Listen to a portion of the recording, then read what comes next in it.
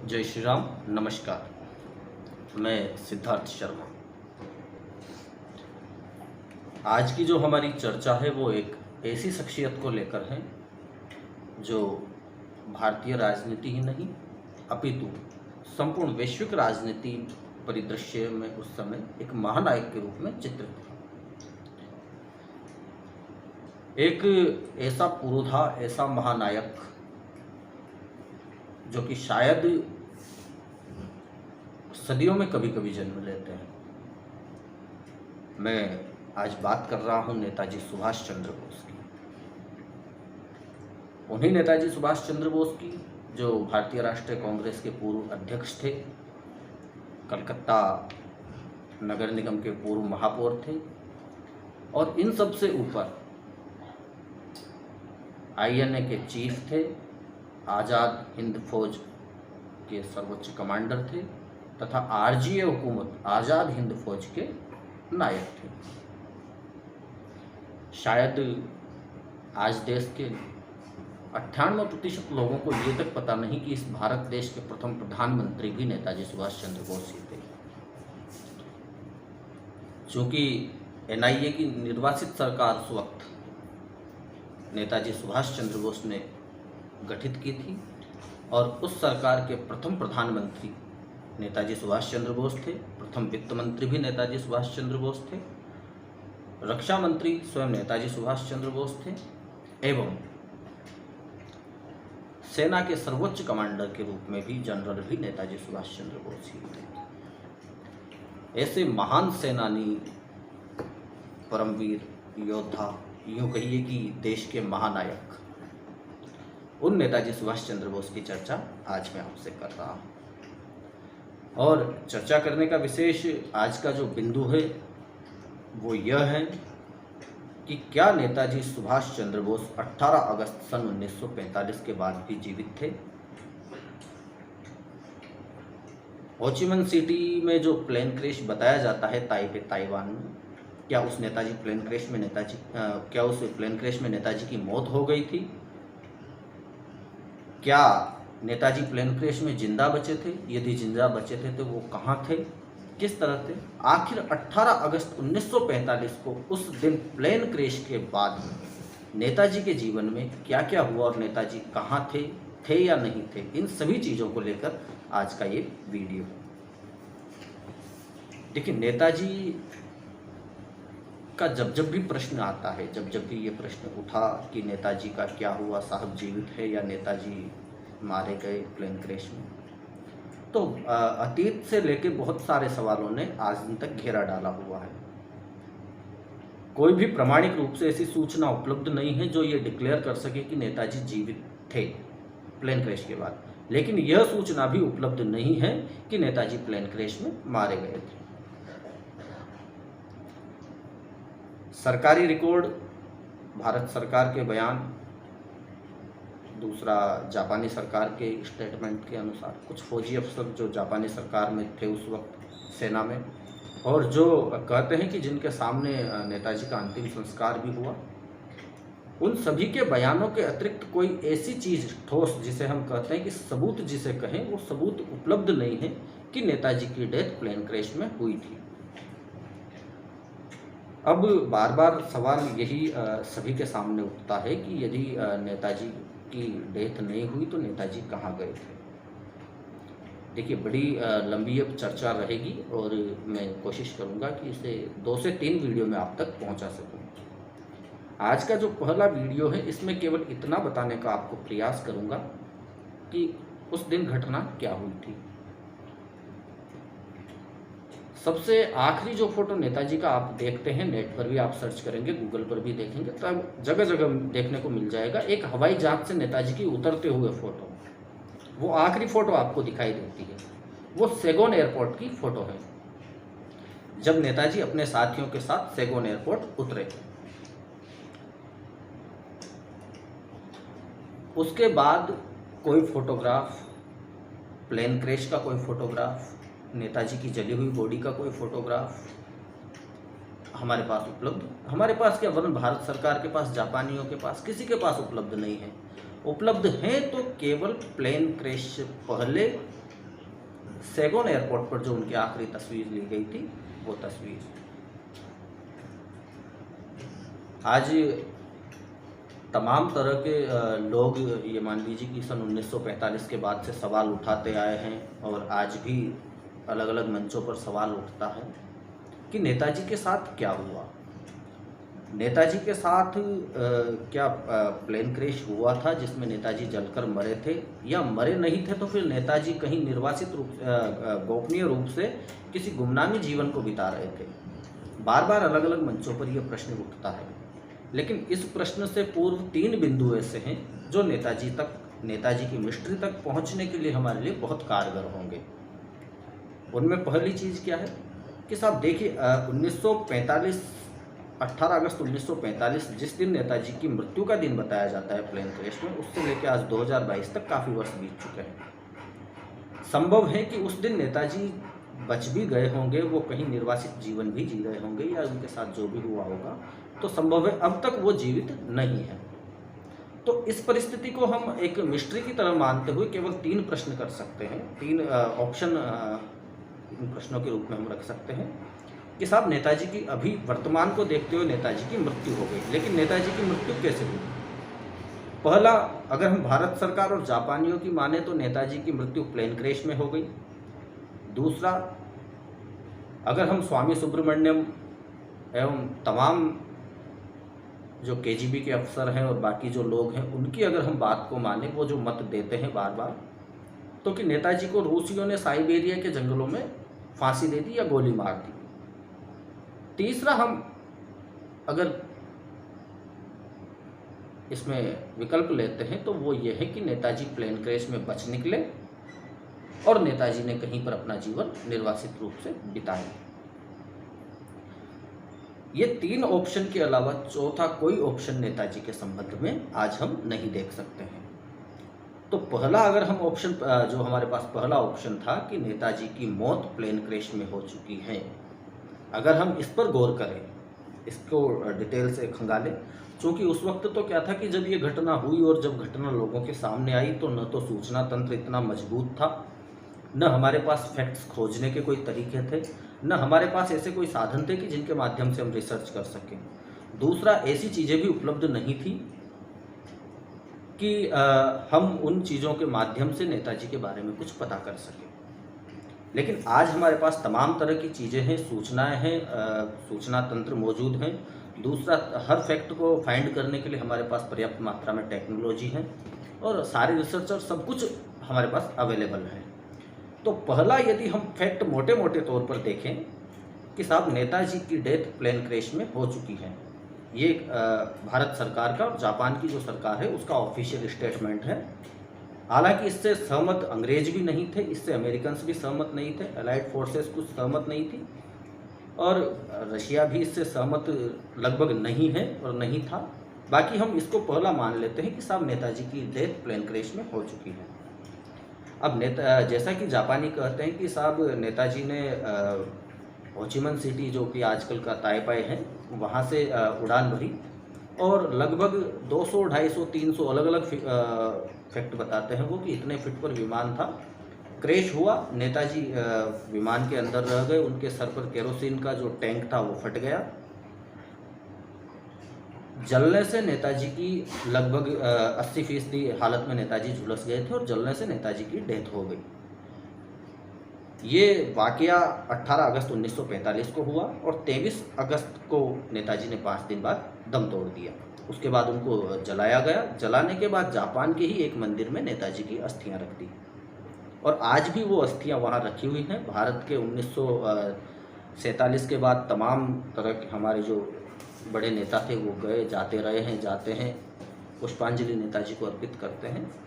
तो भारत सरकार और जापान सरकार का जो ऑथेंटिक दावा है, जो मुख्य रूप से जो दावा करते हैं और जिस दावे पर सरकार अड़िग है, वो ये है कि नेताजी मर चुके हैं और उनकी अस्थियां रंगोजी टेम्पल में रखी हुई है। तो मेरा प्रश्न यहीं से पहले फैक्ट को फाइंड करते हुए है कि यदि नेताजी की डेथ हो चुकी है, नेताजी प्लेन क्रैश में मारे जा चुके हैं, तो नेताजी की जो अस्थियां रंगोजी टेम्पल में रखी हुई हैं उनका DNA जांच होना चाहिए। डीएनए जांच को मैं थोड़ा 2 मिनट बाद विस्तृत तरीके से आपके सामने रखूंगा। 2 चीज़ें इसमें और होनी चाहिए कि साहब जब कोई नेताजी छोटे मोटे व्यक्ति तो थे नहीं कि सेना का कोई सिपाही था या किसी देश का छोटा मोटा या राज्य का छोटा मोटा नेता था जो कि मर गया तो कोई दिक्कत नहीं है, कोई औपचारिक प्रक्रियाएं पूरी नहीं की जाए। क्योंकि नेताजी उस वक्त जापानी भी जानते थे कि ये भारत की निर्वासित सरकार के प्रधानमंत्री हैं और देश का प्रधानमंत्री चाहे वो निर्वासित ही हो, लेकिन जब उसकी डेथ होती है, उनका अंतिम क्रिया की जाती है, तो कुछ ऑफिशियली तौर पर फोटोज ली जाती हैं। नेताजी की डेथ से लेकर उनको जलाने तक का कोई फोटोग्राफ उपलब्ध नहीं है। जली हुई लाश कैसी थी उस लाश की कोई फ़ोटो नहीं है। जलाने के बाद उस समय जापान में मृत्यु प्रमाण पत्र जिसे आज कहते हैं वही मृत्यु प्रमाण पत्र जलाने के लिए जलाने के बाद दिया जाता था। नेताजी का कोई मृत्यु प्रमाण पत्र वहाँ जारी नहीं हुआ है, केवल सीधी नेताजी के नाम जलाने के बाद उनकी अस्थियों को रंकोजी टेम्पल में रख दिया। अब मेरा प्रश्न वही आता है कि जब नेताजी की अगर अस्थियां हैं तो हम सभी स्वीकार कर लेंगे कि ये अस्थियां नेताजी की हैं, इनका डीएनए टेस्ट करवाया जाए। एक बार 1980 के दशक में और उसके बाद 90 के दशक में अलग अलग आयोगों के माध्यम से ये मांग उठी भी थी, अलग अलग एक्टिविस्ट ने मांग उठाई थी कि नेताजी की अस्थियों का डीएनए टेस्ट करवाया जाए। सरकार ने तर्क दिया था कि जली हुई इतनी जल चुकी है वो अस्थियां और इतनी पुरानी हो चुकी हैं कि उनका डीएनए टेस्ट संभव नहीं है और डीएनए टेस्ट उनका नहीं करवाया जा सकता है। और दूसरा तर्क सरकार ने दिया था कि चूंकि नेताजी की अस्थियों को डीएनए टेस्ट करवाने में काफ़ी ज़्यादा खर्च आएगा, महंगी तकनीक है, इसलिए हम नहीं करवा सकते। ठीक है, सरकार कहती है कि साहब नेताजी की अस्थियों का डीएनए टेस्ट नहीं हो सकता है चूँकि जल चुकी है। तो इसके संबंध में मैं एक उदाहरण आपको देना चाहूँगा। आप सभी को मालूम होगा कुछ वर्षों पर पूर्व राजस्थान में एक भंवरी देवी प्रकरण हुआ था। भंवरी देवी प्रकरण में क्या हुआ था कि एएनएम पद पर एक कार्यरत महिला थी भंवरी देवी, जिसका कि कुछ राजस्थान के ही राज्य सरकार में मंत्री महिपाल मदेरणा, परशुराम मदेरणा जैसे नाम आपने सुने होंगे, ऐसे लोग कुछ इन्वॉल्व थे, मलखान सिंह वगैरह। तो इन्होंने उसका हत्या करवाई। हत्या करवाने के बाद उसकी शरीर को जला दिया। जिस जगह जलाया वो मिट्टी खोदकर वो हड्डियां सब इंदिरा गांधी नहर जो पश्चिमी राजस्थान में बहती है उसमें बहा दिया। राज्य सरकार की पुलिस ने जांच की, कुछ नहीं मिला। केस सीबीआई को सौंपा गया। सीबीआई ने बड़ी मुश्किल से कुछ हड्डियों के टुकड़े बटोरे और अमेरिकी जो एजेंसी एफबीआई है उसकी जो लैब है उस लैब में इनका डीएनए टेस्ट करवाया गया। डीएनए टेस्ट में प्रूव हो गया कि ये हड्डियां भंवरी देवी की हैं और भंवरी देवी की डेथ हो चुकी है। उसी के आधार पर फिर भंवरी देवी के कातिलों को सजा हुई। तो मेरा सिर्फ इतना सा प्रश्न है कि राजस्थान के एक हिस्से में भंवरी देवी जैसी एक छोटे प्रकरण के लिए यदि सीबीआई एफबीआई की सहायता लेकर एक बड़ा खर्च उठाकर वहाँ डीएनए टेस्ट करवा सकती है उन अस्थियों का और उन अस्थियों के आधार पर ये बता सकती है कि भंवरी देवी की डेथ हो चुकी है, तो नेताजी सुभाष चंद्र बोस की अस्थियों का डीएनए टेस्ट करवाना तो मेरे हिसाब से लगता है कि ज़्यादा उलझा हुआ केस भी सरकार और जांच एजेंसियों के लिए नहीं है कि भाई जब हम एक राज्य की एक महिला को न्याय दिलवाने के लिए यदि प्रयास कर सकते हैं और वो प्रयास हमारे सार्थक रूप से सफल भी हुए हैं, तो इस देश के महानायक को जो इस देश के प्रधानमंत्री पद पर रह चुका है निर्वाचित सरकार में, तो पूर्व प्रधानमंत्री को न्याय दिलवाने के लिए, ये वास्तविकता पता करने के लिए कि ये उन्हीं की अस्थियाँ हैं या नहीं हैं, हम डीएनए टेस्ट क्यों नहीं करवा सकते हैं। अभी कुछ दिन पहले अनीता बोस जो नेताजी सुभाष चंद्र बोस की पुत्री हैं, उन्होंने भी एक पत्र भारत सरकार को, चूँकि वो बार बार पत्र लिखती रहती हैं, लेकिन अभी एक पत्र भारत सरकार को लिखा कि साहब जापान सरकार डीएनए टेस्ट के लिए तैयार है, यदि भारत सरकार चाहे तो डीएनए टेस्ट हो सकता है और मैं चाहती हूँ कि भारत सरकार इस बात की स्वीकृति दे कि नेताजी की अस्थियों का डीएनए टेस्ट करवाया जाए ताकि सच पता लगे कि नेताजी के साथ हुआ क्या था। लेकिन हुआ ये कि अभी तक भारत सरकार द्वारा उस पत्र का कोई जवाब नहीं दिया गया है और नहीं बताया गया है कि इसका डीएनए टेस्ट करवाना है या नहीं करवाना। सरकार बार बार डीएनए टेस्ट की मांग को खारिज करती रहती है। तो सरकार का जो फैक्ट है पहला कि नेताजी की प्लेन क्रैश में डेथ हो चुकी है, मैं उस पर यही प्रश्न चिन्ह लगाता हूँ कि अगर डेथ हो चुकी है तो आप डीएनए टेस्ट करवाइए, डिक्लेयर हो जाएगा कि डेथ हो चुकी है और जितना भी नेताजी के नाम पर ये संशय चल रहा है ये खत्म हो जाएगा। अब चूंकि नेताजी की डेथ हुई हो तो इनके पास अस्थियां हो और इनके पास वास्तविक अस्थियां हो तो ये डीएनए टेस्ट करवाएं। ये मांग बार बार बहुत मंचों पर उठी और बार बार सरकार ने इसको डिनाई किया, इसको खारिज किया है। खारिज करने के पीछे वजह यही है कि सरकार खुद जानती है कि ये अस्थियां नेताजी सुभाष चंद्र बोस की नहीं है। क्योंकि आज के युग में तो देखिए ऐसी ऐसी तकनीकें मौजूद हैं जिनके माध्यम से ये तक पता लगाया जा सकता है डीएनए जांच में कि ये व्यक्ति किस पैसिफिक का रहने वाला था, एशियन पैसिफिक का रहने वाला था, ये यूरोपियन पैसिफिक का रहने वाला था, इस व्यक्ति की हाइट कितनी औसतन रही होगी, इसका बनावट कैसी रही होगी, ये सारा सब एक जांच के माध्यम से संभव है। लेकिन सरकार इन सब जांचों को नहीं करवाना चाहती। नहीं करवाने के पीछे कारण क्या है कि सरकार द्वारा अब तक जो झूठ बोला गया है 1947 से 2022 तक, अगर सरकार डीएनए टेस्ट करवाती है तो वो झूठ सरकार का बाहर आ जाएगा। तो पहला दावा और पहला ऑप्शन कि नेताजी की डेथ प्लेन क्रैश में हुई है, शॉर्ट शब्दों में यही खारिज हो जाता है। दूसरा, नेताजी को साइबेरिया के जंगलों में रूसियों ने मार दिया। चूंकि उस वक्त सोवियत संघ के जो प्रमुख थे वो थे स्टालिन। स्टालिन और नेताजी सुभाष चंद्र बोस के जो संबंध थे वो सभी जानते हैं और उस वक्त की जो लेखक है उन्होंने भी लिखा है और तमाम तरह के उस राजनेता जो उस दौर के थे वो सभी जानते थे कि नेताजी के स्टालिन के साथ संबंध बहुत मधुर थे।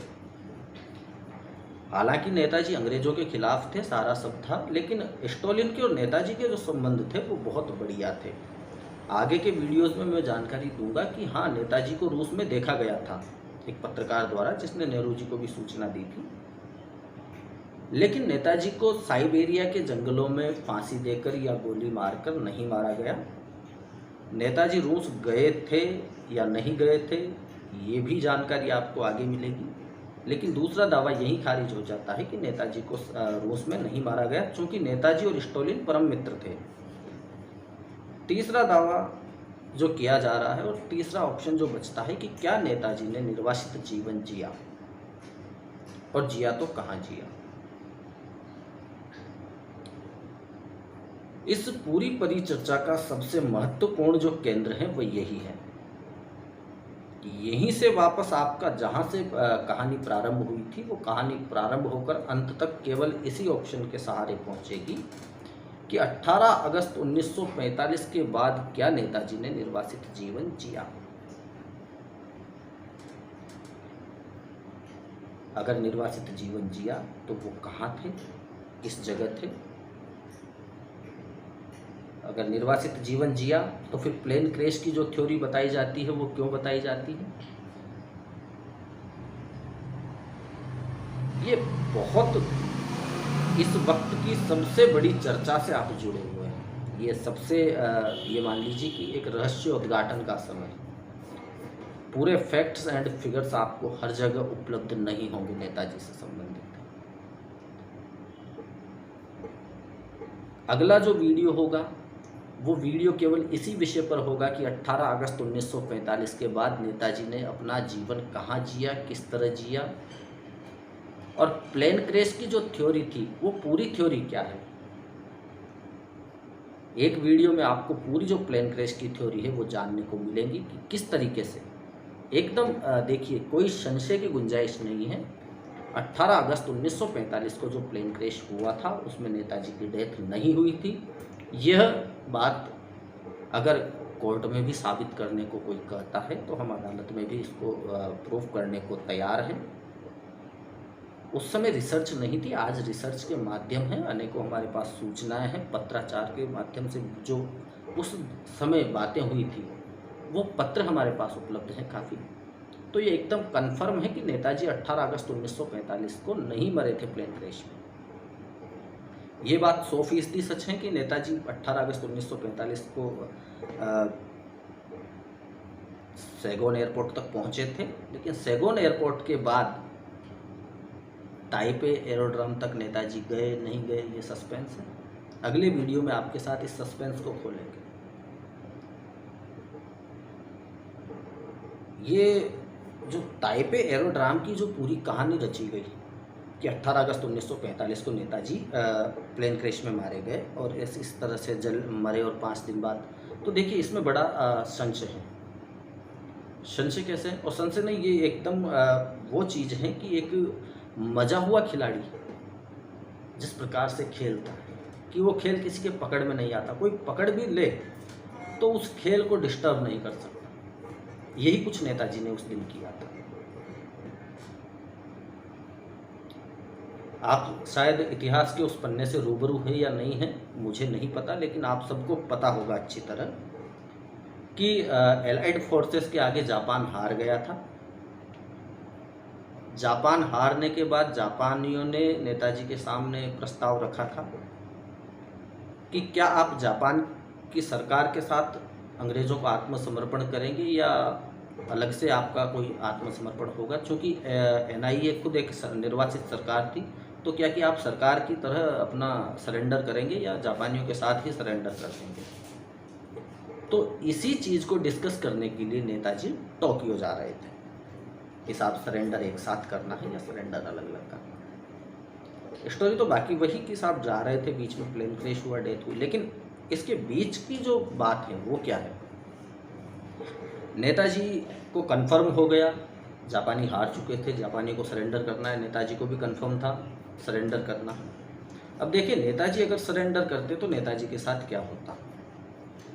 या तो उन्हें आजीवन जेल में रखा जाता, भारत से दूर किसी सुदूर टापू पर काला पानी जैसे, या फिर उनको तुरंत फांसी दे दी जाती। क्योंकि अंग्रेज़ों के सबसे बड़े दुश्मन के रूप में यदि कोई थे तो वो नेताजी सुभाष चंद्र बोस थे। नेहरू गांधी ये तो परम मित्र थे नेताजी के, तो इनके अंग्रेज़ों के नेहरू जी गांधी जी ये परम मित्र थे। कभी इनसे अंग्रेज़ों ने कोई वेरभाव नहीं रखा, क्योंकि ये वही काम कर रहे थे जो अंग्रेज चाहते थे। लेकिन नेताजी से परम शत्रुता अंग्रेज़ों की थी, और ये बिल्कुल तय था कि यदि नेताजी उस दिन पकड़े जाते तो या तो उन्हें फांसी होती या आजीवन उन्हें किसी ऐसी जगह पर कैद करके रखा जाता कि वो भारत का मुंह देख नहीं पाते। इस स्थिति से बचने के लिए जापान सरकार के कुछ चुनिंदा अफसरों के साथ नेताजी ने अंग्रेजों को चकमा देकर जापान से भागने की योजना बनाई, और ये प्लेन क्रैश थ्योरी उसी योजना का हिस्सा है। जब नेताजी की डेथ हुई प्लेन क्रैश थ्योरी के मुताबिक, उससे पहले जापानियों ने नेताजी से संबंधित समस्त फाइलों को जला दिया। आज भी आप जो इंट्रोगेशन हुए थे उन इंट्रोगेशंस के अगर बयान पढ़ेंगे तो आपको पता लगेगा कि सभी का बयान एक ही लाइन में एक जैसा था। 50 लोगों ने अलग अलग जगह बयान दिए, लेकिन सभी का जो बयान है वो सभी का एक जैसा एक ही बयान है। अब ये तो कब होता है, जब किसी को रटाया जाता है। वरना आज मुझसे संगठन को लेकर किसी चीज़ को लेकर मुझसे कोई चीज़ पूछी जाए, मेरे बाकी 4 साथियों से कुछ वही चीज़ पूछी जाए, तो हम सबका कुछ न कुछ अलग होगा। बताएंगे हम एक, लेकिन अभिव्यक्ति का हमारा जो तरीका है वो सबका अलग अलग होगा, उसको व्यक्त करने का। लेकिन 50 लोग एक ही तरीके से उस चीज़ को रिपीट कर रहे हैं, इसका मतलब है कि उन्हें पूर्व तैयारी करवाई गई है। नेताजी के मामले में यही था। जापानी अफसरों ने नेताजी के कुछ चुनिंदा खास लोगों के साथ मिलकर ये तैयारी की और इसको अंजाम दिया 18 अगस्त 1945 में। 18 अगस्त 1945 को प्लेन क्रैश में नेताजी नहीं मरे थे। इसका दूसरा सबसे बड़ा आपको उदाहरण ये देखने को मिलेगा। आप आरटीआई लगाइए। आरटीआई कहाँ लगाइए? गृह मंत्रालय में या प्रधानमंत्री कार्यालय में। आरटीआई लगाकर आप जानकारी मांगिए कि साहब British Indian military intelligence archive जो था उस समय का 1945 में, उससे नेताजी से जुड़ी हुई 18 अगस्त 1945 को जो डेथ हुई उससे जुड़ी हुई कंफर्म जानकारी दीजिए, या रूस से आपको जो जानकारियाँ प्राप्त हुई है उसे साझा कीजिए। राष्ट्रीय सुरक्षा का प्रश्न बताकर आपकी आरटीआई को बेरंग लौटा दिया जाए। आज तमाम तरह की कुछ सालों में फाइलें खुली, 1990 में भी खुली, कुछ 95-97 में खुली, कुछ अभी 1920-22 में खुली। ये सारी फाइलें वो खुली हैं जो बिल्कुल बाहर पड़ा हुआ था। कुछ कलकत्ता जो अपने बंगाल गवर्नमेंट है उसने भी अपने आर्काइव से कुछ फाइलें निकाली, लेकिन ये वो फाइलें हैं जो बहुत सामान्य सी फाइलें हैं, इनमें कुछ खास जानकारी नहीं। देखिए, इस केस से जुड़ी हुई जो महत्वपूर्ण जानकारी है वो कहाँ है? वो ब्रिटिश मिलिट्री इंटेलिजेंस आर्काइव में, अमेरिकन मिलिट्री इंटेलिजेंस आर्काइव में, सोवियत मिलिट्री इंटेलिजेंस आर्काइव में, इन जगहों पर इससे जुड़ी हुई महत्वपूर्ण जानकारी, इस केस से रिलेटेड हर चीज, हर बात इन जगहों पर रखी हुई है। काफ़ी बार आज़ादी के बाद उन सरकारों ने कोशिश की कि भारत सरकार उस जानकारी को लेना चाहे तो हम दें, लेकिन भारत सरकार कभी इच्छुक नहीं हुई, क्योंकि जानती है यदि वो सूचनाएं भारत सरकार साझा करती है तो वह दावा जो नेहरू जी के समय से किया जा रहा है कि नेताजी की डेथ प्लेन क्रैश में हो चुकी है, वो हवा हो जाएगा। अरे, नेताजी की डेथ प्लेन क्रैश में हो चुकी होती तो 18 अगस्त 1945 को आदमी मर गया। 1960 तक नेताजी के परिवार की जासूसी आईबी, इंटेलिजेंस ब्यूरो, रो, इन खुफिया एजेंसियों द्वारा करवाई गई थी। 1960 तक जो आदमी 45 में मर गया उसके परिवार की जासूसी आप 60 तक क्यों करवा रहे हो? मतलब आपको पता है कि वो व्यक्ति मरा नहीं है। ये एकदम फैक्ट चीज़ है, मैं केवल हवा में नहीं बोल रहा हूँ। नेताजी के घर पर आने वाले हर खत की जो जांच थी वो गुप्तचर एजेंसियों द्वारा की जाती थी। उनकी कार्बन कॉपियां तैयार करके प्रधानमंत्री कार्यालय को भिजवाई जाती थी। फ़ोन कॉल्स रिकॉर्ड किए जाते थे। सादा वर्दी में जवान इंटेलिजेंस के ऑफिसर नेताजी के घर के आसपास तैनात रहे वर्षों तक। अगर नेताजी की डेथ हो गई थी तो ये सब क्यों था? अगला जो भाग है उस भाग में मैं नेताजी के 18 अगस्त 1945 के बाद पूरे जीवन की जो जानकारी है वो आपको देने का प्रयास करूंगा फैक्ट के साथ। साथ ही 18 अगस्त 1945 के पहले की जो व्यू रचना थी उस व्यू रचना को शेयर करते हुए इस पर अलग अलग जो जांच कमेटियां, आज की नहीं, 1945 के समय जो बनी अंग्रेज़ों द्वारा, अमेरिकन्स द्वारा जो जांच कमेटियां बनी, उनकी जो रिपोर्ट्स थी उनके आपको सार साझा करने का प्रयास करूंगा। साथ ही हम जानेंगे अगले भाग में कि नेताजी सुभाष चंद्र बोस कौन थे। और एक जाते जाते आखिरी एक इंटरेस्टिंग बात, ताकि आप अगला जरूर देखें इसका एपिसोड इस सीरीज का। राम मंदिर का जो मुद्दा था, शाहबानो जो केस था, वो किसकी वजह से उछाल में आया, प्रामाणिक रूप से इसको भी पूरी तरह शेयर करूंगा। और ये विशेष अगले जो एपिसोड में चर्चा है ये जरूर आपके साथ होगी कि राम मंदिर का शिलान्यास राजीव गांधी के समय जो हुआ था, जब प्रधानमंत्री थे राजीव गांधी, और शाहबानो का जो केस उस समय खुला था वो किस वजह से खुला था, उसका नेताजी से क्या संबंध था, इस चीज़ को भी आपको समझाने का पूरा प्रयास करूंगा। तब तक के लिए आप सभी से विदा। जय श्री राम, जय भारत, वंदे मातरम।